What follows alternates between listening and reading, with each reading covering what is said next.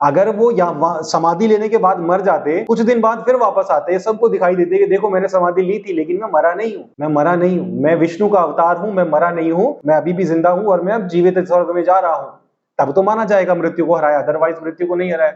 अब आप उसको समाधि कह लो, कुछ भी कह लो, हमारी तरफ से तो भैया वो मर गए और दोबारा जीवित नहीं हुए, तो वो मृत्यु को नहीं हरा पाए। अब उन्होंने अगर कोई बातें बोली, स्वर्ग की बातें बोली, वैकुंठ की बातें बोली, उन्होंने स्वर्गदूतों की बातें बोली, तो उनकी बातें हम सच कैसे मानेंगे? क्योंकि वो तो मर कब गए ना, वो तो अब तो नहीं है हमारे बीच में, ना कभी दोबारा वापस लौट कर आए, ना उन्होंने मृत्यु को हरा कर किसी को दिखाई दिया।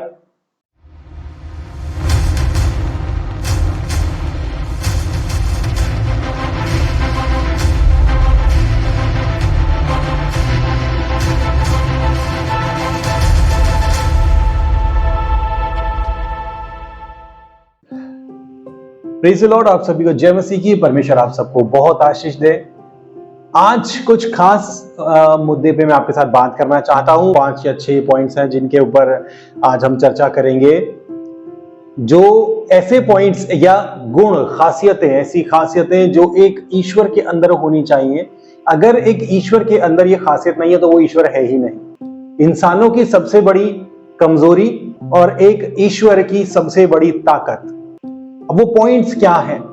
वो पॉइंट्स हैं, सबसे पहला काम, क्रोध, लोभ, मोह, माया, समय और मृत्यु। ये 7 पॉइंट्स हैं, या खूबियां या गुण, जो भी कह लो। एक इंसान की सबसे बड़ी कमजोरी है, या तो 1-2 या फिर उससे ज्यादा, या सबके सभी। इन सब में हम इंसान फेल होते हैं। सिर्फ इंसान ही नहीं, कोई भी महापुरुष हो, कोई भी गुरु हो, कोई भी साधु महात्मा, कोई भी हो, ऐसा कोई भी इंसान नहीं इस सारी सृष्टि में, एक को छोड़कर, वो आगे बताऊंगा, इस सारी सृष्टि में जो इन सभी पर जय पाया हो, जिसने, ऐसा कोई भी नहीं है। काम, काम का अर्थ क्या है? शारीरिक संबंध बनाने की लालसा, है ना। स्त्री और पुरुष, जो ऑपोजिट सेक्स जो अट्रैक्ट करता है, इसे बोलते हैं काम, है ना। तो हम इंसान तो इससे ऑब्वियसली नहीं निकल सकते, इंसान तो इस पे जय पा ही नहीं सकता, लेकिन एक ईश्वर के लिए इस पर जय पाना बिल्कुल मुश्किल बात नहीं होनी चाहिए, है ना। वो ईश्वर है तो उसके अंदर ये सारी ताकतें हैं, है ना। क्रोध, गुस्सा, गुस्सा अपने आप में बुरा नहीं है, लेकिन गुस्से में आकर हत्या करना, गुस्से में आकर बुरा भला बोलना, चाल चलना, धोखे देना, इस तरीके की चीजें करना, इसलिए क्योंकि गुस्सा है। क्रोध से जनित होने वाले पाप, क्रोध के कारण जो पाप पैदा होते हैं, क्रोध पर काबू, इस तरह के क्रोध पर काबू, है ना। छोटा मोटा गुस्सा करना कोई दिक्कत वाली बात नहीं है, लेकिन उससे जनित हो, पाप जनित हो जाए, उससे गलतियां पैदा हो जाए, वो वाला क्रोध जो है, हम इंसान तो उस पर काबू नहीं पा सकते, लेकिन ईश्वर को इस पर काबू पाना चाहिए, ठीक है। काम, क्रोध, लोभ, लालच, अलग अलग चीजों का लालच, जिंदगी का लालच, किसी की संपत्ति का लालच, है ना। बहुत सारी चीजें हैं, हम इंसान तो लालच करते ही हैं। लोभ, मोह, परिवार का मोह, अपनों का मोह, अपनी जगह का मोह, अपने घर का मोह, अपने जीवन का मोह, चीजों, अलग अलग चीजों का मोह, अपने मित्र का मोह। समय, हम इंसान समय के अधीन है, हमारी उम्र बंधी हुई है, हम समय को हरा नहीं सकते, कोई भी समय को हरा नहीं सकता, हम समय के पार नहीं जा सकते, पर ईश्वर तो जा सकता है, ईश्वर को जाना चाहिए। ईश्वर समय के अधीन नहीं होना चाहिए, समय की अधीनता में बंधा हुआ नहीं होना चाहिए। ऐसा नहीं होना चाहिए कि कभी उसका समय है, उसके बाद कभी उसका समय नहीं है। अगर एक ईश्वर समय के अधीन बंधा हुआ है तो वो ईश्वर है ही नहीं, फिर वो इंसानों के जैसा ही, इंसानों के द्वारा ही बनाया गया कोई ईश्वर है, या फिर कोई मानव निर्मित भगवान, या कुछ भी कह लो। काम, क्रोध, लोभ, मोह, माया, समय और इन सब के बाद जो सबसे ऊपर है वो है मृत्यु। इसमें सांसारिकता भी है, लेकिन वो एक ज्यादा स्ट्रॉन्ग पॉइंट नहीं है, तो इसको हम कंसिडर नहीं करेंगे। लेकिन ये जो पॉइंट्स मैं आपको बता रहा हूं, ये बहुत स्ट्रॉन्ग पॉइंट्स है, और इसमें सबसे स्ट्रॉन्ग पॉइंट है मृत्यु, यानी कि मौत। कोई भी ईश्वर हो, कोई भी इंसान, कोई भी गुरु, कोई भी संत, कोई भी महात्मा, अगर वो इन 7 पॉइंट्स के ऊपर जय ना पाए तो वो ईश्वर है ही नहीं। अगर आप पढ़े लिखे इंसान हैं, अगर आप थोड़ी समझ अपने अंदर रखते हैं, तो आप इन बातों को गौर से सोचना। और जिस ईश्वर की या जिस गुरु की आप उपासना करते हैं, जिस भी संत महात्मा या जो भी आप कह लो, जिसको भी आप मानते हो, जो भी आपका आदर्श है, जिसको आप ईश्वर के रूप में मानते हैं, ईश्वर के रूप में जिसकी उपासना करते हैं, यदि वो इन सब पॉइंट्स के ऊपर जय नहीं पाया, तो आप गलत ट्रैक पर हैं, रॉन्ग नंबर है, आप रॉन्ग नंबर में ला रहे हैं। किसी को भी उठाओ, किसी को भी देखो, किसी को भी नापो, सब ने या तो इनमें से सारे के सारे, या इनमें से 4 या 5, या फिर कम से कम एक में तो पराजय हुआ ही हुआ है। चाहे वो काम हो, चाहे वो क्रोध हो, चाहे वो लोभ हो, चाहे वो मोह हो, चाहे वो माया हो, चाहे वो समय हो, या चाहे वो हो मृत्यु। इन सब के ऊपर कुछ उदाहरण हम लेते हैं। बहुत फेमस है हमारे देश में, हिंदू धर्म की जनसंख्या सबसे ज्यादा है, इस्लामिस्ट भी है, और बुद्धिस्ट भी हैं, जैनी भी हैं, बहुत सारे अलग अलग संप्रदाय हमारे देश में देखने में आते हैं। एक एक करके हम इनमें से कुछ उदाहरण लेंगे, बाकी आप खुद इवैल्यूएशन कर लेना, खुद आप जांचना परखना जरूर, जो मैं कह रहा हूं ना, जांचना परखना जरूर। अदरवाइज जांचना परखना जरूरी पता क्यों है? आफ्टर ऑल ईश्वर के पीछे कोई क्यों लगता है? जो 2 चीजों के पीछे, या तो सुख शांति समृद्धि, या फिर अपने शरीर हेल्थ, या फिर मोक्ष उद्धार, या स्वर्ग राज्य, या स्वर्ग में जाना, है ना, और तो कोई रीजन नहीं है। ऑल इन ऑल इस धरती पर खुशी, उसके बाद स्वर्ग में भी खुशी, इस जीवन में भी खुशी, उस जीवन में भी खुशी, इसके अलावा और कोई रीजन नहीं है, इसके अलावा कोई रीजन नहीं है। अब आप मान लीजिए आप पुख्ता तौर पर जांच नहीं करते, आप जिस ईश्वर की उपासना कर रहे हो वो ईश्वर इन सब पॉइंट्स के ऊपर खरा नहीं उतरता, और आप उससे उम्मीद कर रहे हैं, आप उससे आस लगाए बैठे हैं कि वो आपको इस जीवन में तो चलो सुख दे या ना दे, इस जीवन में तो सुख दुख दोनों लगे रहते हैं, आप भक्ति करो या ना करो, सुख दुख जीवन में फिर भी आता रहेगा। लेकिन आप उससे अपेक्षा कर रहे हो कि वो आफ्टर लाइफ, इस जीवन के बाद आपके आत्मा को नरक में ना सड़ने दे, बल्कि स्वर्ग में रखे। तो आपको ये जांचना जरूरी है कि रॉन्ग नंबर तो नहीं है, जिसकी आप उपासना कर रहे हो, जिसको आप फॉलो कर रहे हो, कहीं वो गलत तो नहीं है, वो एक नकली ईश्वर, एक झूठा इंसानों के द्वारा बनाया गया ईश्वर तो नहीं है। अब ये सारे पॉइंट्स के ऊपर जो खरा उतरेगा, हम उसी को सच्चा मानेंगे भैया, उसके अलावा हम किसी को सच्चा मानेंगे नहीं, तुम जो मर्जी ले आओ। आफ्टर ऑल वो इंसान है, after all we are talking about God, we are talking about God, जिसने सब कुछ बनाया है, जिसने सब कुछ बनाया है, जो सब शक्तियों से ऊपर परम शक्ति है। तो सबसे पहला जो हम जिसको लेते हैं, हम देखते हैं हिंदुत्व को लेते हैं, हिंदू धर्म, राम के बारे में हम बात करते हैं। काम, क्रोध, लोभ, मोह, माया, समय और मृत्यु प्लस सांसारिकता। क्या राम इन सब चीजों पर 100% खरे उतरे? काम, जिसका अर्थ है शारीरिक संबंध, है ना, चाहे वो पति पत्नी के रूप में हो, चाहे वो प्रेमिका के रूप में हो। यस, राम का विवाह भी हुआ, और राम के बच्चे भी हुए, उसके बाद जन्म भी हुआ, और बहुत सारी चीजें जीवन में शक भी किया, शंका भी किया, और पता भी नहीं था कुछ चीजों के बारे में। पहले पॉइंट पे फेल हो गए। काम, क्रोध, लोभ, मोह, माया, सांसारिकता, समय और फाइनली मृत्यु। क्या राम मृत्यु को हरा पाए? नहीं, राम मृत्यु को नहीं हरा पाए। हम सभी जानते हैं राम की मृत्यु हुई। मृत्यु को हराया जाना किसे माना जाएगा? कि अगर वो मरे और मरकर फिर से जिंदा हुए और उसके बाद जीवित स्वर्ग में गए, जो भी उनका धाम है, जो भी नाम ले लो, जिस भी जगह पर वो गए, उन्होंने मृत्यु को हराया और मृत्यु को हराकर फिर स्वर्ग में गए, तब वो मृत्यु को हराया जाना माना जाएगा। अब कोई बोलेगा वो तो मरे नहीं, उन्होंने तो समाधि ली है। तो हमें तो नहीं पता ना समाधि लेने के बाद क्या हुआ। अगर वो समाधि लेने के बाद मर जाते, कुछ दिन बाद फिर वापस आते, सबको दिखाई देते कि देखो मैंने समाधि ली थी, लेकिन मैं मरा नहीं हूं, मैं मरा नहीं हूं, मैं विष्णु का अवतार हूं, मैं मरा नहीं हूं, मैं अभी भी जिंदा हूं और मैं अब जीवित स्वर्ग में जा रहा हूं, तब तो माना जाएगा मृत्यु को हराया। अदरवाइज मृत्यु को नहीं हराया।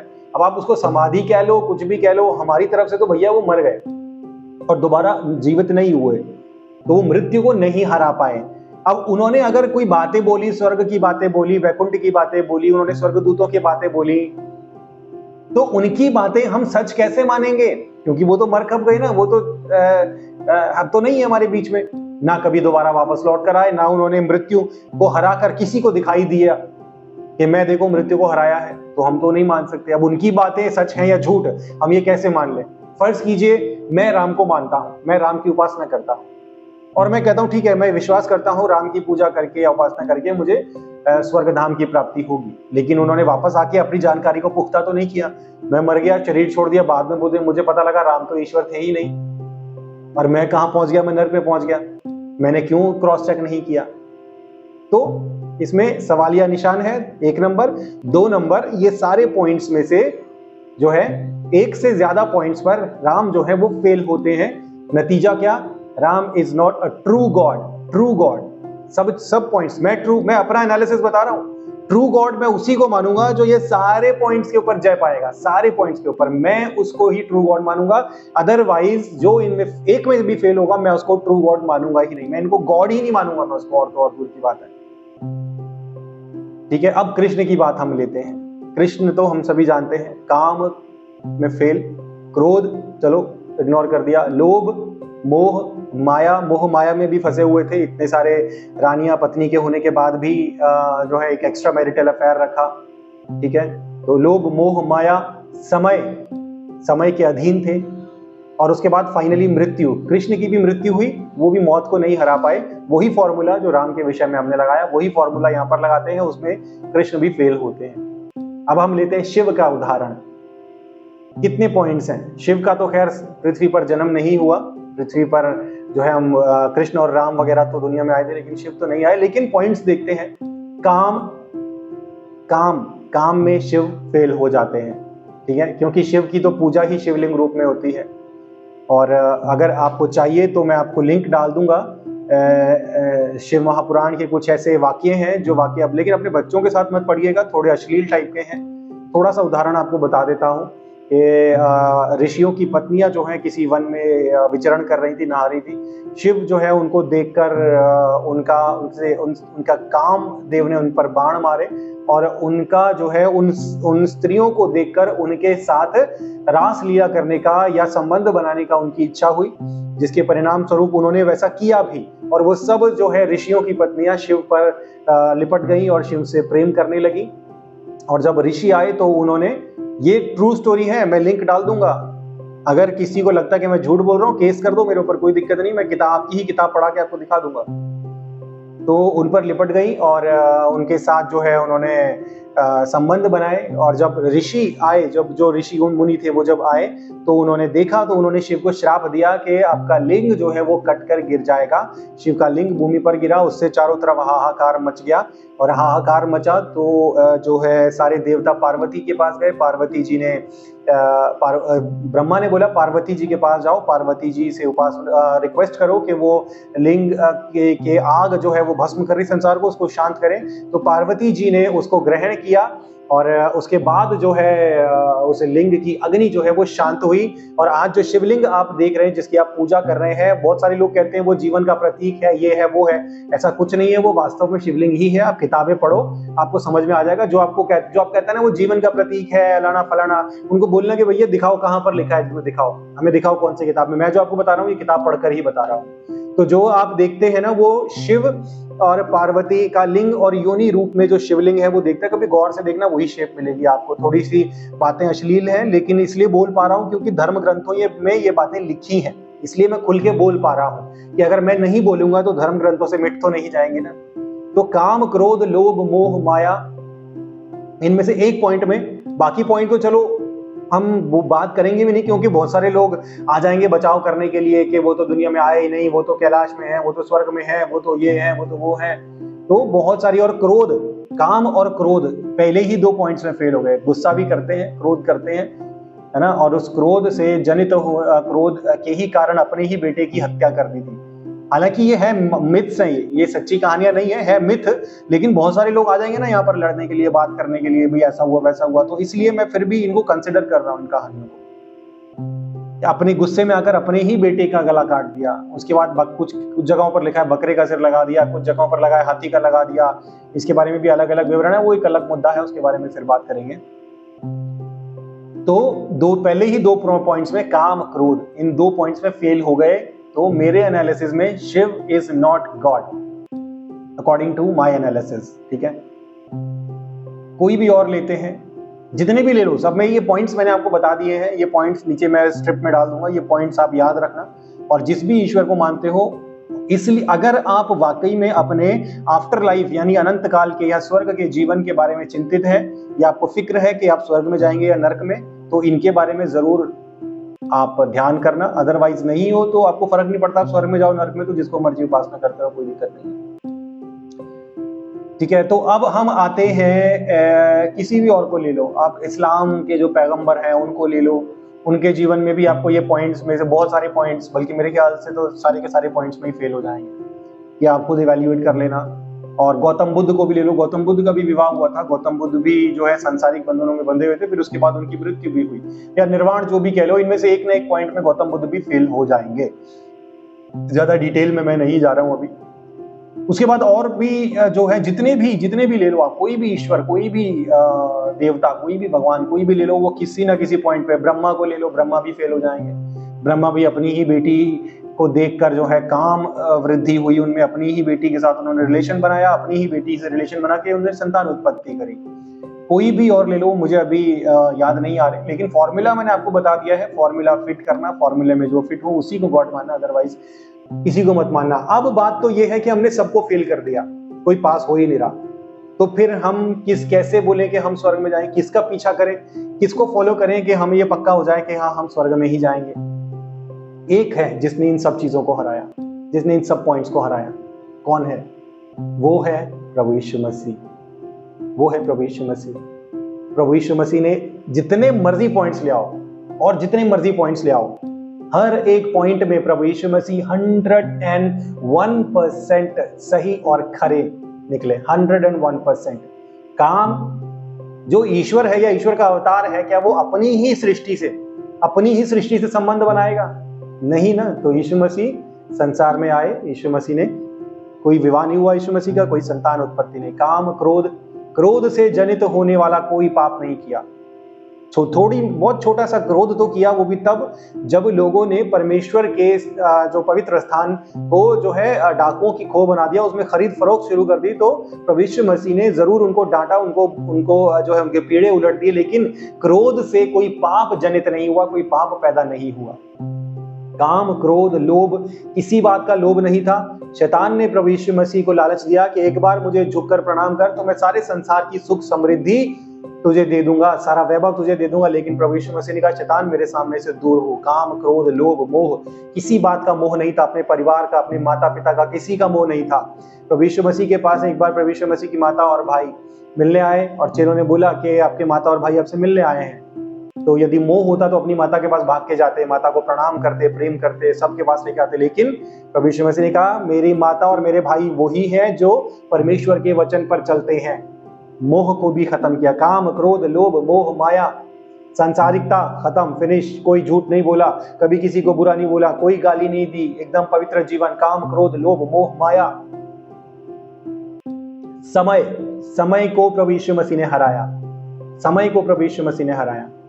यीशु मसीह को सबके जहन में पता था, सबके दिमाग में क्या बात चल रही है, कब क्या होना है, यीशु मसीह को पता था। कौन अपने मन में क्या सोच रहा है, यीशु मसीह को पता था। काम, क्रोध, लोभ, मोह, माया, समय, और फाइनली सबसे बड़ा पॉइंट जिसके ऊपर बाकी सब हार गए, सब के सब हार गए, एक भी पास नहीं हुआ, वो है मृत्यु। प्रभु यीशु मसीह संसार में आए, एक पवित्र, निष्पाप, निष्कलंक, 100% परफेक्ट जीवन को जिया, और उसके बाद अपनी इच्छा से मानव जाति के पापों को अपने ऊपर लेने के लिए क्रूस पर अपनी जान दी। प्रभु यीशु मसीह को बचपन से ही पता था वो संसार में क्या करने के लिए आए हैं। प्रभु यीशु मसीह को पता था कौन उन्हें धोखा देगा। प्रभु यीशु मसीह को पता था किस तरीके से उनकी मृत्यु होगी, किस तरीके से लोग उनको ठट्टों में उड़ाएंगे, किस तरीके से उन्हें मारा जाएगा, किस तरीके से उन्हें दफनाया जाएगा। एक एक बात प्रभु यीशु मसीह को हमेशा से पता थी। काम, क्रोध, लोभ, मोह, माया, सांसारिकता, समय और मृत्यु। प्रभु यीशु मसीह अपनी जानकारी होते हुए भी, अपनी इच्छा से भी प्रभु यीशु मसीह ने क्रूस पर अपनी जान दी ताकि हमें अपनी जान ना देनी पड़े, हम ना मर जाएं, हमें ना मरना पड़े। यीशु मसीह ने हमारे लिए मृत्यु को सहा, मृत्यु को उठाया, ताकि हम जो है प्रभु यीशु मसीह में विश्वास करें और बोले कि मैं प्रभु यीशु मसीह की मृत्यु को अपने जीवन में ग्रहण करता हूं। वो पाप जिनकी सजा के तौर पर मुझे मरना चाहिए था, प्रभु यीशु मसीह मेरे लिए मर गए हैं और मैं अपने पापों को छोड़ता हूं, तौबा पश्चाताप करता हूं, तो आपके पाप आपके ऊपर से खत्म हो जाएंगे। और आगे को सिर्फ इतना ही नहीं, आगे को प्रभु ने बोला मैं तुम्हें सहायक भेजूंगा जो तुम्हें पाप के विषय में कायल करेगा। वो सहायक तुम्हें दिया जाएगा ताकि पाप से माफी तो मांग ली, लेकिन आगे को दोबारा पाप मत करो। इसमें और भी बहुत सारे पॉइंट्स हैं, आगे बताऊंगा, अगले वीडियोस में बताऊंगा। पाप के विषय में लोगों को बहुत डाउट्स हैं, उसके बारे में आगे चर्चा करेंगे। उसके बाद ये सब चीजें होने के बाद प्रभु यीशु मसीह जो है वो क्रूस पर मरे, क्रूस पर मरे। और सिर्फ मरे ही नहीं, मरे उसके बाद 100% कंफर्म डेथ। बहुत सारे लोग कहते हैं कि मरे नहीं थे, ये हुआ था वो हुआ था, लेकिन वो सब बातें झूठ है। इंसानों की बोली हुई बातों से हम किसी बात को सच या झूठ नहीं मानते, हम एविडेंस के बेस पर बात करते हैं, एविडेंस के बेस पर। एविडेंस सिर्फ वो नहीं है कि अगर कोई किसी ग्रंथ में लिखा हुआ है तो आप 50 हिंदुओं से 500 हिंदुओं से बोलो कि हाँ हिंदू ग्रंथ में लिखा, हाँ भी ऐसे ही लिखा है। अगर मुस्लिम भी उस बात को सही बोले, अंग्रेज भी उस बात को सही बोले, क्रिश्चियंस भी बोले, बौद्धिस्ट भी, सब उस बात को सही बोले, तो ही उसको सही बात मानी जाएगी। अपने घर के बच्चे को तो हर कोई अच्छा ही बोलेगा ना, लेकिन अगर पड़ोसी भी तारीफ करें और लोग भी तारीफ करें तो तारीफ है, अदरवाइज अपने को कौन बुरा बोलेगा। तो इसी तरीके से प्रभु यीशु मसीह के विषय में जितनी भी बातें हैं वो सिर्फ क्रिश्चियंस ही नहीं, नॉन क्रिश्चियंस भी सब कोई प्रभु यीशु मसीह के बारे में इस बात को पुख्ता सबूत के पुख्ता तौर पर मानते हैं कि प्रभु यीशु मसीह की क्रूस पर मृत्यु हुई थी। और प्रभु यीशु मसीह की मृत्यु हुई, प्रभु यीशु मसीह कब्र में दफनाए गए, 3 दिन तक प्रभु यीशु मसीह कब्र में रहे। और तीसरे दिन प्रभु यीशु मसीह ने मृत्यु को हराकर फिर से प्रभु यीशु मसीह उठ गए। मृत्यु को हराया जाना असल में इसे ही माना जाएगा। अब किसी किताब में लिखा फला फला देवता आया था, वो आया, दुनिया में आया, उसके बाद मर गया और उसके बाद वैकुंठ में चला गया, या फिर जन्नत में या स्वर्ग में या कुछ भी कह लो, कहीं पर चला गया।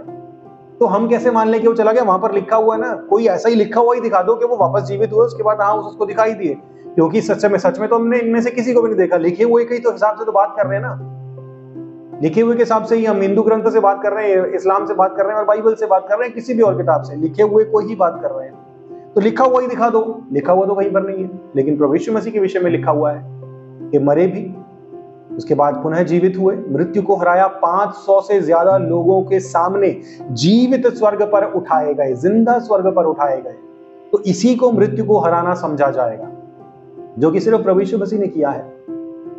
और इतना ही नहीं, इसके बाद प्रभु यीशु मसीह स्वर्ग पर अपने एक जीवित चेले को स्वर्ग में लेकर गए और उसको दिखाया कि ये वो सब बातें हैं, ये सब बातें स्वर्ग में ऐसा है, यहां पर ऐसा है, वहां पर ऐसा है, ये सब बातें लिख और जाके मेरे लोगों को बता।